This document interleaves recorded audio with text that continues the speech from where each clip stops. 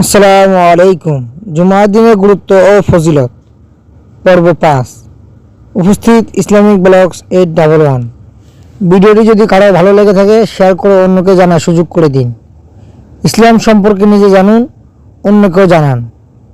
পরবর্তী ভিডিও পেতে please subscribe, like and comment and share. জুমার দিনের নামাজ। জুমার মূল নামাজ 2 রাকাত। জুমার দিনে জোহর ওয়াক্তে জোহরের নামাজের পরিবর্তে 2 রাকাত জুমার নামাজ আদায় করা ফরজ। এর আগে 4 রাকাত কাবলাল জুমা ও পরে 4 রাকাত বাদাল জুমা পড়া সুন্নত। হযরত আব্দুল্লাহ ইবনে আব্বাস রাদিয়াল্লাহু তাআলা আনহু বর্ণনা করেন, রাসূলুল্লাহ সাল্লাল্লাহু আলাইহি ওয়াসাল্লাম জুমার আগে কাবলাল জুমার 4 রাকাত নামাজ আদায় করতেন এবং জুমার পরে বাদাল জুমা 4 রাকাত নামাজ আদায় করতেন। তাবরানী।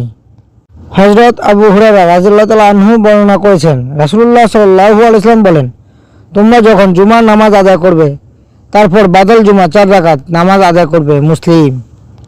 অজুর সঙ্গে সম্পৃক্ত 2 রাকাত তাহিয়াতুল অজু ও মসজিদে প্রবেশের সঙ্গে সম্পৃক্ত 2 রাকাত তাহিয়াতুল মসজিদ বা দুখুলুল মসজিদ জুমার দিনে বেশি পড়া হয়। জুমার ফরজের শর্ত পূর্ণ হয়েছে কিনা এই সংশয়ে অনেকে 4 রাকাত ওয়াক্তিয়া জোহর এবং 2 রাকাত আখিরি জোহরও আদায় করেন। 2 রাকাত নফল পড়েন, আবার শুকরিয়া নামাজ 2 রাকাতও পড়েন অনেকে। সালাতুত তাসবিহ 4 রাকাতও কেউ কেউ পড়ে থাকেন শুক্রবারে। জুমার দিনের সুন্নত। বৃহস্পতিবার দিবাগত শুক্রবার রাতে ঘুমানোর আগে সুরমা ব্যবহার করা উত্তম।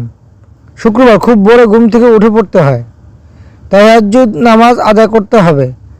ফজরের নামাজ জামাতের সঙ্গে আদায় করতে হবে। কোরআন তেলাওয়াত করা উত্তম, বিশেষ করে সূরা কাহাফ ও সূরা জুমা তেলাওয়াত করা উত্তম। জিকির আজগার দুরূদ শরীফ বেশি বেশি পাঠ করতে হবে। নফল ইবাদত বেশি বেশি করা উত্তম।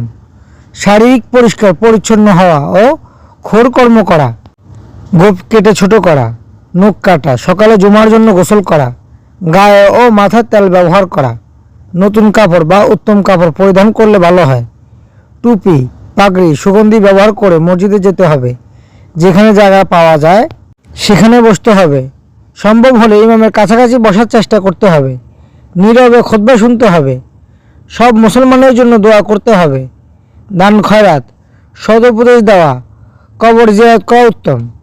আত্মীয় স্বজনের সঙ্গে দেখা সাক্ষাৎ করা উত্তম। পাড়া প্রতিবেশীর খোঁজ খবর নিতে হবে।